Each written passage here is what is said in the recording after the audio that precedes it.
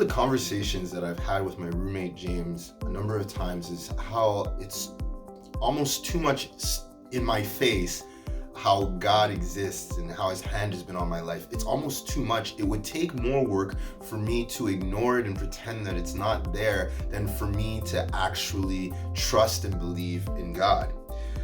I honestly struggle sometimes with following God, but it was never for a lack of not believing that he existed and that he was there for me.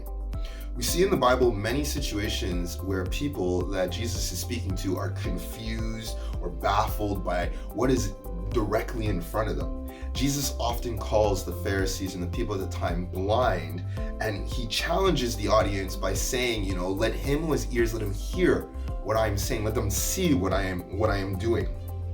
In John chapter 10 verses 24 to 27, Jesus summarizes quite clearly the situation that is at hand by saying the following. It says, "So the Jews surrounded him and began saying to him, 'How long are you going to keep us in suspense? If you really are the Christ, the Messiah, the Anointed, tell us so plainly and openly.' Jesus answered them, 'I have told you so, yet you do not believe.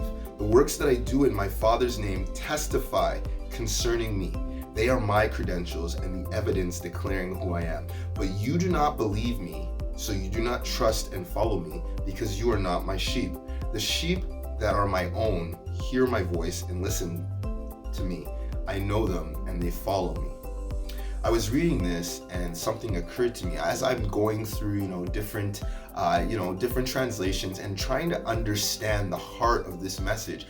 What occurs to me is the fact that the underlying issue is unbelief. This disbelief of what is being shown to them and revealed to them. They're coming into it saying this isn't real, and that is the filter in which they are viewing Jesus' wondrous works and acts. They're listening to wisdom beyond their comprehension, and they're foolishly missing the mark because of a lack of belief.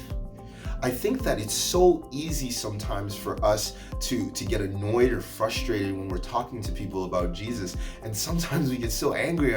How could you be so blind? How could you not see? And Jesus says here a number of times in chapter 10 that I am the good shepherd and my sheep know me. They know my voice and they follow me. For us that are his sheep, we understand, we recognize when something is of Jesus. We spend time in the Word, we spend time following and praying and working and building this relationship with God. And we recognize God's voice. But this is not the same for everyone. Some people, they don't know the Lord's voice when he's speaking to them.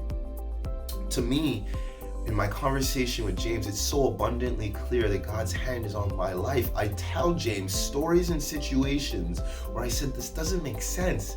My famous line that I say to James all the times was, there's too many coincidences for this to not be Jesus. I'm not that lucky of a person for my life to be protected and guided and led by Jesus, even in the moments where I was actively trying to run in the opposite direction. It's challenging for me. So my question for you today is, are you hearing God's voice? Are you one of God's sheep that know who the good shepherd is and follow the good shepherd? Or are you standing there confused and baffled, missing out on what Jesus is doing right in front of you?